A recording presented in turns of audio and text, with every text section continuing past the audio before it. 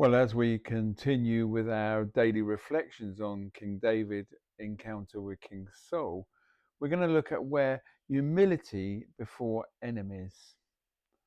And in 1 Samuel 24 8 to 12, it says this it says, Then David went out of the cave and called out to Saul, My lord the king. When Saul looked behind him, David bowed down and prostrated himself with his face to the ground.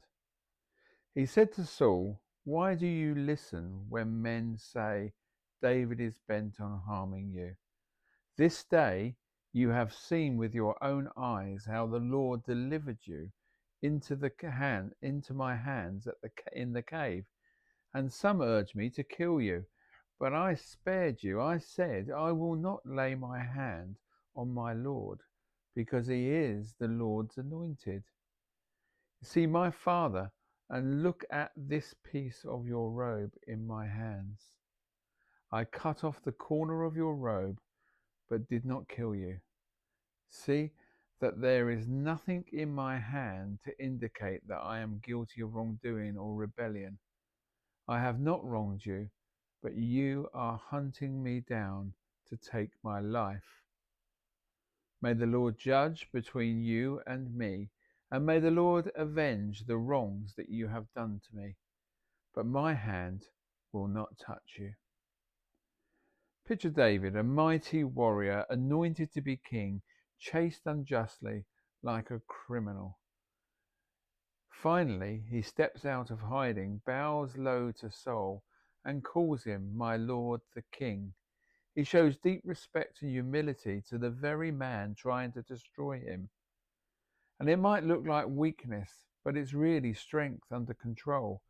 David refused to be defined by Saul's hatred.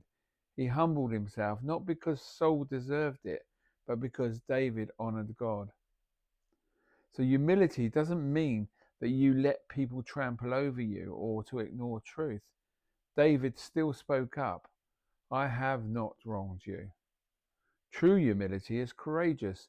It faces enemies openly with respect and leaves vindication in God's hands. So when we're wronged, our instinct is to defend ourselves, talk bad about the person, or puff up in pride. David shows another way. Bow low, seek gently, trust God to prove you right. So we need to watch our words, and we notice that David still called Saul, my lord, the king. Who are you tempted to disrespect with your words? A boss, ex, critic? Speak respectfully, even if they're wrong. Stay humble in posture. Don't return insult for insult. And sometimes the strongest stand that you can take is a calm, humble reply. So let God be your vindicator. David could have cleared his name by force, but he let God judge. Stop obsessing over proving yourself and trust God to show the truth in time. Pray for those who oppose you. Jesus said, Love your enemies and pray for those who persecute you. Matthew 5:44. Humility starts there. So, Father, clothe us with humility. Help us respond to opposition with a gentle and humble art. Help keep us from pride that tries to defend ourselves at any cost. And we trust you to judge between us and those who oppose us. Make us more like Jesus, who humbled himself even on the cross. Amen. So the final thought for the day is this. Humility isn't thinking less of yourself, it's thinking of yourself less and trusting God more.